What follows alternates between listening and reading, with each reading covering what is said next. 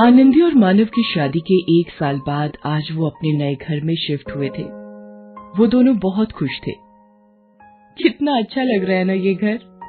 हाँ, आज हमारा सबसे बड़ा सपना पूरा हो गया, हमारा खुद का घर। और अब मैं इस घर को अपनी पसंद से सजाऊंगी और तुम्हें मेरे साथ शॉपिंग के लिए चलना है। हाँ हाँ, क्यों नहीं, हम हाजिर हैं मैडम। घर के डेकोरेशन के लिए चीजें खरीदने आनंदी और मानव एक एंटीक स्टोर में पहुंचे।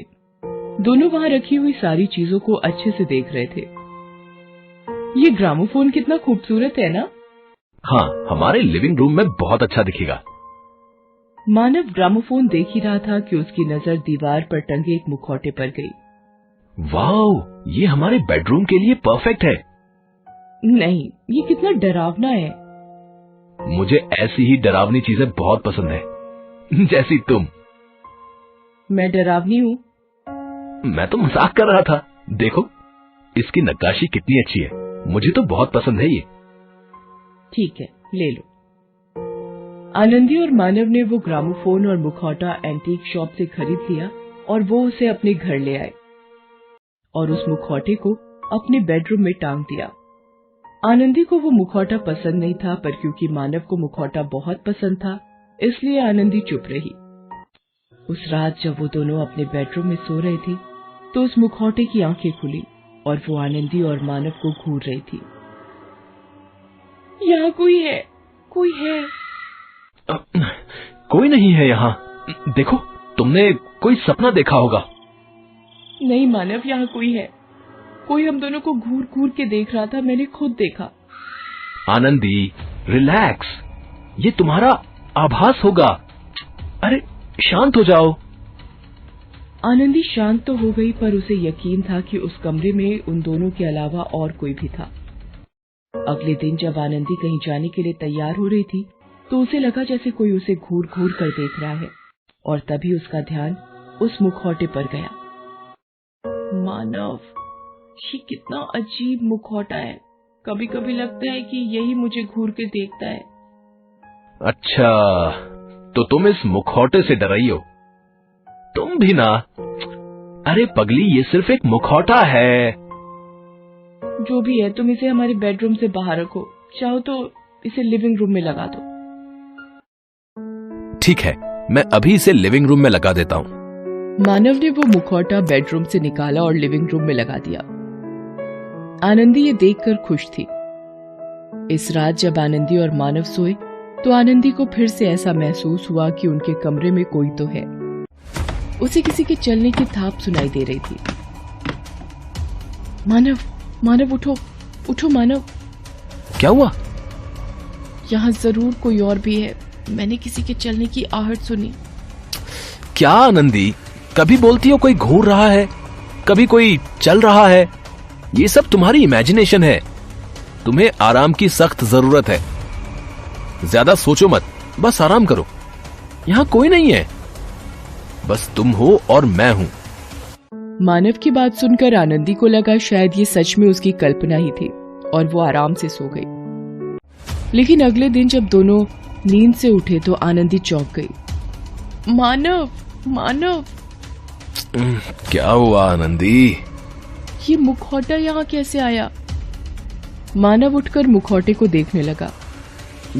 पता नहीं, मैंने तो कल इसे लिविंग रूम में लगाया था। तो ये यहाँ कैसे आया?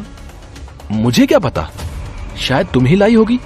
अब आनंदी को उस मुखौटे से डर लगने लगा। उसे यकीन था कि मुखौटे में कुछ तो गड़बड़ है। हर रोज की तरह मानव अपनी जॉब पर चला गया और आनंदी घर का काम कर रही थी। वो बार बार उस मुखौटे की ओर देख रही थी। तभी अचानक दरवाजे पर जोर जोर से खटखटाने की आवाज आने लगी। आ रही हूँ। आनंदी ने दरवाजा खोला तो वहां एक अघोरी साधु खड़ा था। काल, तेरा काल आने वाला है। तेरा अंत नजदीक है। बहुत बुरा, तेरे साथ बहुत बुरा होगा। इस घर में शैतान का साया दिख रहा है मुझे। अघोरी की बात सुनकर आनंदी डर गई। बाबा, हमारी मदद कीजिए, हमें बचा लीजिए। बम बम भोलेनाथ। कुछ तो है इस घर में जिसमें शैतान का साया है। और बस इतना बोलकर अघोरी ने एक नींबू निकाला और उस पर मंत्र पढ़े, और जैसे ही अघोरी ने वो नींबू नीचे फेंका, वो नींबू घर के अंदर घूमने लगा। वो नींबू यहाँ वहाँ घूमकर मुखौटे के नीचे पहुंचा। फिर वो नींबू फट गया और उसमें से खून के छींटे गिरे। ये देखकर आनंदी डर गई। ये मुखौटा तेरे पास कहाँ से आया? इसे हमने एक एंटीक शॉप से खरीदा था। अपनी मौत को खुद ही खरीद लाई। अच्छा है। क्या? ये कोई आम मुखौटा नहीं, ये खूनी मुखौटा है। जिसके भी घर पे जाता है पूरे परिवार को खा जाता है। बाप रे, अब मैं क्या करूं?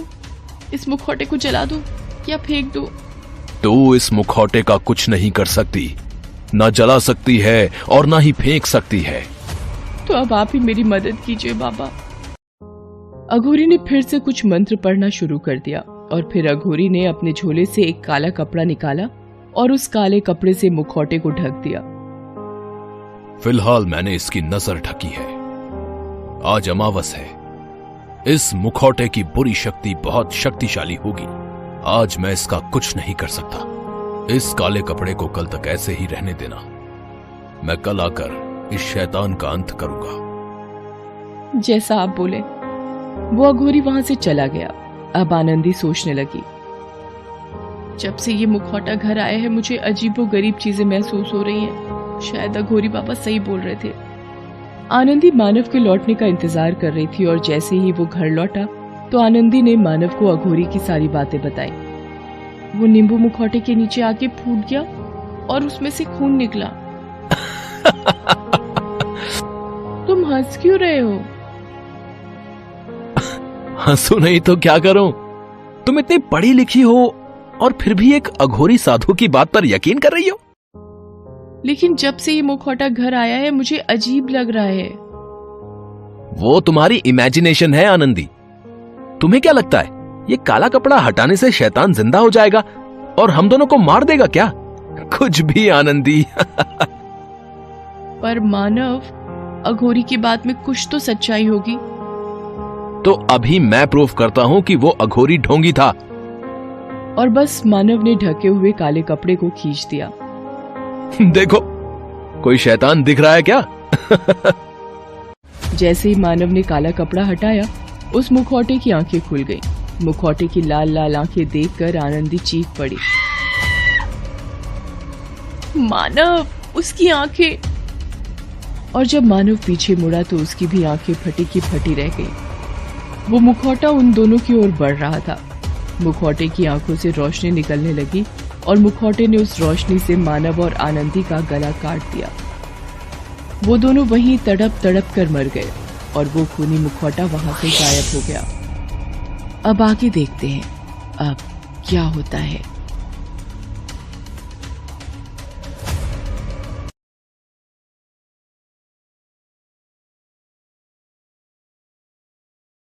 मुखौटा आनंदी के घर से गायब होकर सीधा उसी एंटीक शॉप में पहुंचा। अरे, ये कैसे यहाँ वापस आया? इसे तो मैंने कुछ ही दिन पहले बेचा था ना।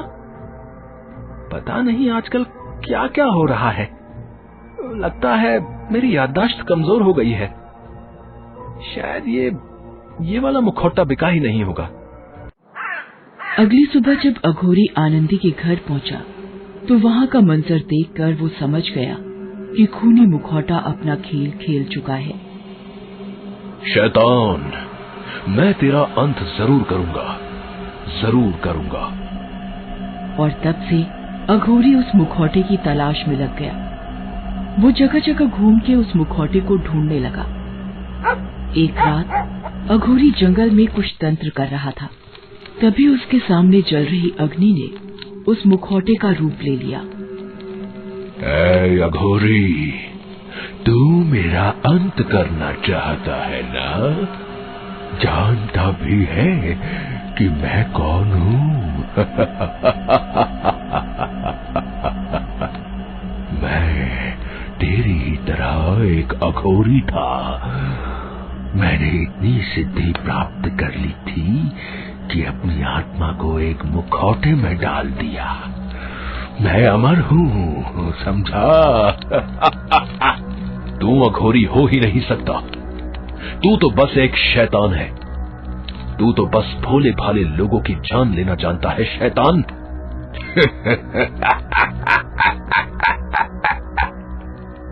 अगर मैं इस मुखौटे में रहकर कुछ न करूं तो लोगों को कैसे पता चलेगा कि मैं कौन हूं?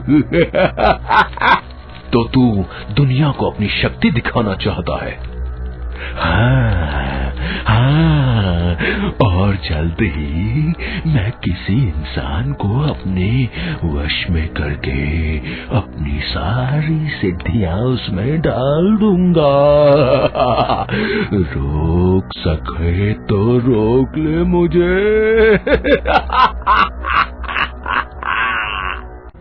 अग्नि वापस पहले जैसी हो गई। उस मुखौटे ने अघोरी को चैलेंज किया था। अघोरी ने भी ठान लिया था कि वो उस मुखौटे को नष्ट कर देगा, मगर कैसे, वो अब तक उसे पता नहीं था। अघोरी भोलेनाथ की साधना में बैठ गया। वो जानता था कि उस शैतान से निपटने की शक्ति उसे भोलेनाथ ही दे सकते थे। कई दिनों तक वो साधना में ही बैठा था। यहाँ उस एंटीक शॉप से एक क्लासिकल डांसर उस मुखौटे को खरीदकर अपने घर ले गया। कई दिनों बाद अघोरी ने अपनी आंखें खोली। उसकी आंखों में चमक थी।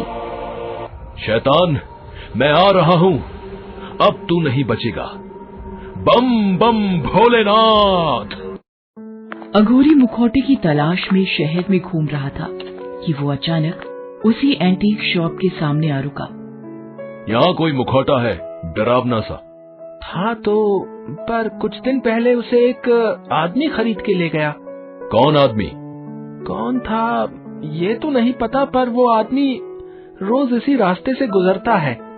मैं रोज उसको देखता हूँ। ठीक है। अघोरी एंटीक शॉप के बाहर बैठ गया और हर आने जाने वाले इंसान को घूरने लगा। लोगों को ये अजीब लग रहा था।